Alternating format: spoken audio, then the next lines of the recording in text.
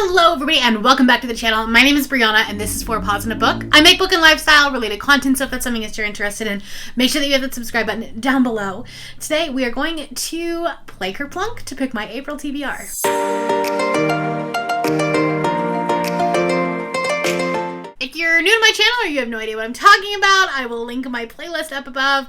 I play KERPLUNK and that picks my TBR. This one's gonna be fun, very interesting because we have Realmathon, and I'm going to be reading a lot of fantasy for Realmathon, and I also have the magical Readathon, which I did a whole other TBR for, so I'm going to be really trying to get those books onto my KERPLUNK TBR. We're really trying to not have a ton of books here. So let's talk about last month. It actually went really well. Much better than the month before, anyways. I think I've actually stuck to my TBR. I do have 2 more books to read. However, I'm filming this super early. It's like the 22nd, something like that today. I have a dog show this weekend, so I'm not able to film like I normally would. So we're filming this early. So I'm not going to be taking a punishment. Wouldn't have anyways, because it's Realmathon. We're trying to get as few on here as possible. Before we begin, let's talk about the water bowl. So my top tier patrons get to pick whatever book in the world they want for me to read. And I pick one out, and I will read it in the month of either April or May. And go from there. They have the option of picking whatever book. Like, it can be a book that I physically own, but it could not be. So we're just going to mix these all up. I actually redid them and they're like pink now because that's the paper that I had. So here we go. Hoping for a fantasy. Just fun. I got my nails done and now I'm like can't do anything. Okay. We have The Bear and the Nightingale, and that was Julie's pick. That is a fantasy, so I could read it in April, and I actually own it, which is great. So this book is the first in a series. It is like a polar fantasy. It's got like Russian-inspired folklore in it, and I think I'm gonna love this book. So I am excited about this one. I will read this in April or May. We'll see when. With that being said, let's roll the dice and hope for a low number. Okay, that was a 1. Let's roll that again. I want to do more than 1. Let's roll it again. Okay. We have a 6. I can do 6. That is a good number. All right, since I am on Team Enya for Realmathon, I will definitely be picking more fantasy. I will definitely be trying to pick more fantasy, which means that I am going to probably be picking more green sticks than anything else. If you don't remember, green means that the book was set in the past, and the book will have to match this prompt. Orange is that it was set in the present, and yellow means it's set in the future. The black cards are what I will pick if marbles fall. So, without further ado, let's start picking some sticks. Alright, we have our first green one.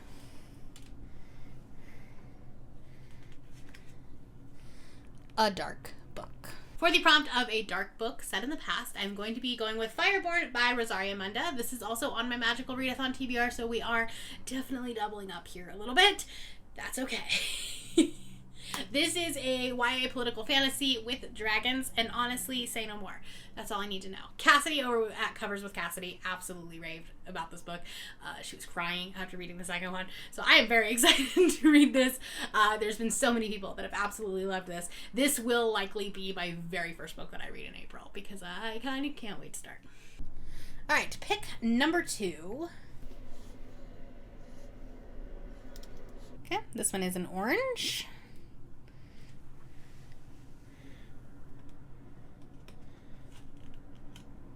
Just want 1 card. All right, a sequel or companion novel. For the prompt of a sequel or companion novel, I am going to be going with Whispers in the Mist by Darcy Coates. This is the 3rd book in the Voices in the Snow. I can't remember the actual series name, but I am very excited to continue this series. Book 2 ended on such a cliffhanger, and I need more. I actually thought about just completely throwing out the rest of my March TBR and jumping straight into this, but I have videos that need to go up, so I couldn't. But I really want to. This book, definitely, the second book expands more. The first book is very, an isolated setting. There are these, zombie creatures, but they're, in their mansion. And then the second book really expands on the world and continues on, and they, are going and finding different people. And the way that the second one ended with the revelation, It was beautiful. It was wonderfully done. Honestly, I was hesitant about the second book. I was like, okay, it's good, but it's not like fantastic, until about, like, maybe I had about 100 pages left, and then I was like, oh my god, this is amazing. So I really hope that we continue on with that energy in the third book.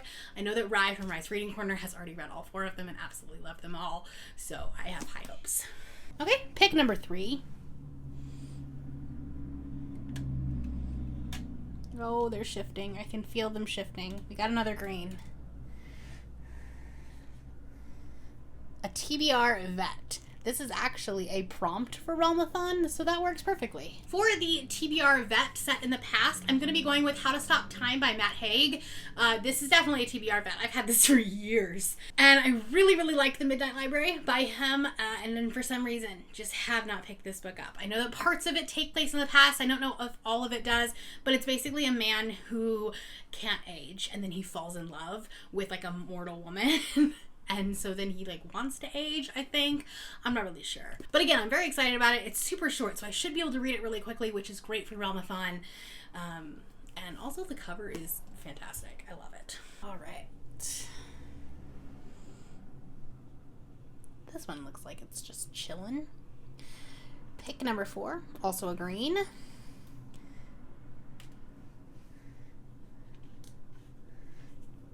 A Book of the Month book. For the prompt of a Book of the Month book set in the past, I had to really stretch to go, like, to try to go into fantasy and not historical fiction, because Book of the Month doesn't do a lot of fantasies, but we do have The Last Tale of the Flower Bride by Roshani Chokshi. This one, I think, was in maybe January or February's box. Can't remember. But this is a gothic fantasy. It says, a gothic-infused story about a marriage that is unraveled by dark secrets, a friendship cursed to end in tragedy, and the danger of believing in fairy tales. The breathtaking adult debut from best-selling author Roshani Chokshi. I haven't read her YA stuff, but I've heard really good things about it. I have heard mixed things about this book. People either really, really love it or want to DNF it. So I'm hesitant about this one because the people that really, really love it tend to also really like things like Silvia Moreno Garcia's book that I can't remember, but here's the cover with the woman in the red dress. And I DNF'd that book. So I'm really hoping that I like this. The cover is so pretty. I hope I like it. All right, just to make it even, we will grab one yellow one. Okay, here we go. Pick number 5.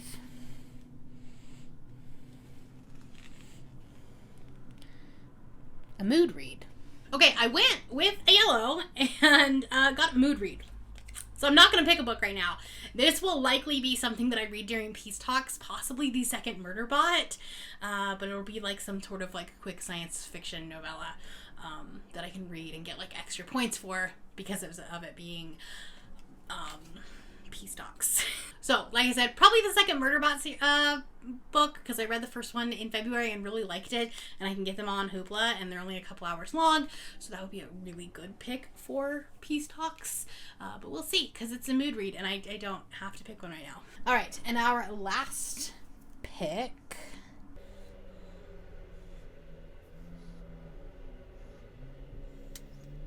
All right, we got an orange. And no marbles fell. Thank goodness. All right, and we have a romance. Lastly, for the book set in the present and just a romance, I'm going to be going with The Fiancé Farce by Alexandra Bellafiore. Again, this is on my Magical Readathon TBR, and it's also the Not Your Mom's Boozy Book Club pick for April. So, trying to fit as much that isn't fantasy into other things to make it work. I'm really excited about this one. This one will likely be a book that we read on sprints one night. We did that for the pledge and had a ton of fun doing it, so I kind of want to do that again for this one. But yeah, overall, KERPLUNK was pretty nice to me. Didn't have any chunkers, didn't have any crazy books. So, this is what I have. My Patreon book, which I probably will end up reading in April because it is fantasy and it's not super long. And then these books plus my mood read and The Fiancé Farce because I don't have a physical copy of that yet. There are, of course, a couple of other books that I do want to read in April or need to read in April. Our Fantasy is going to come out with their new bingo boards, so I don't have the prompts for those yet. I'll do a video early April. As soon as they come out, I'll make a TBR and talk about that. But I have a couple, like another pile of books that I also want to get to. The first ones I definitely have to get to because it is the end of SPFBO in April, and I have 2 more to read. So we have The Cruel Gods by Trudy Skies. It's the 13th Hour, sorry. The 13th Hour by Trudy Skies and The Umbral Storm by Alec Hudson. Of course, I left my 2 largest ones for the end. I'd really like to finish Emperor of Ruin. I started this as an arc in December, got about 60% of the way through, and then put it down because I had so many other books that I needed to read for videos that this one didn't have a video for, and so I just put it down. Also, the ebook copy, like the formatting was really wonky, and I was getting lost. So now that I have the physical book, I'd like to finish this one in April. This one will count for so many points because of it being a host favorite. And like large, there's so many things that this works for. Another sequel I really want to read is A Shade of Madness by Tiago Abdallah. I read A Touch of Light this month and absolutely loved it. 5 stars. One of my favorite fantasies that I've read. It is perfect. It's perfection. It's a wonderful blend of politics, a little bit of war, a little bit of religion. It's got everything that I want, and this has that plus more griffins. So yeah, I'm going to read this. I also really want to do some fantasy romance during Realmathon because that would make it a hybrid genre and I'd get lots of points for it. One of them is The Foxglove King by Hannah Whitten. This was blurbed by Katie Robert, and I remember like Katie posting about it, not talking about the exact book, but when she was reading it, she was just absolutely in love with it. And then like once she finished it and like the blurb was official, she started telling everybody what the book was. And I think this one's gonna work for me because it also has a lot of politics and stuff in it. So this is one that I want to read. And then the backlist book club pick is going to be The Promise of Blood by Brian McClellan. This is a flintlock fantasy, so fantasy with guns. Essentially, some military stuff happening. I don't know what this is about. And I only bought the first one, even though it's like a trilogy. I bought the first one. I'm gonna like dip my toes in. I've never participated in Backlist Book Club. But it's hosted by Cassidy and a few other people. So I'm hesitant, but I'm gonna try it. Okay, so that's a more crazy TBR, but probably more conducive to what I'll actually be doing in April. Also, we'll have Peace Talks, which I think is the weekend of like the 15th. Don't quote me on that. It's the weekend after Easter. And I really want to read the Monstrous graphic novels for that, because I'll get lots of points for those as well. So this is not gonna happen. Let's be honest. This isn't gonna happen. But we'll see. We'll see what happens. Let me know down in the comments below a book that you are excited to read in April, and if you are participating in Realmathon, let me know what team you're on. If you're not feeling chatty, you can put a crown emoji for this. That is all I have for you today. If you are new here and you have not yet subscribed, there's a little red button, you can do so down below the video. If you'd like to hang out with me more, the links to my Instagram, Goodreads, Twitter, and my Patreon are linked in the description below. Thank you for watching, and I will see you next time. Bye.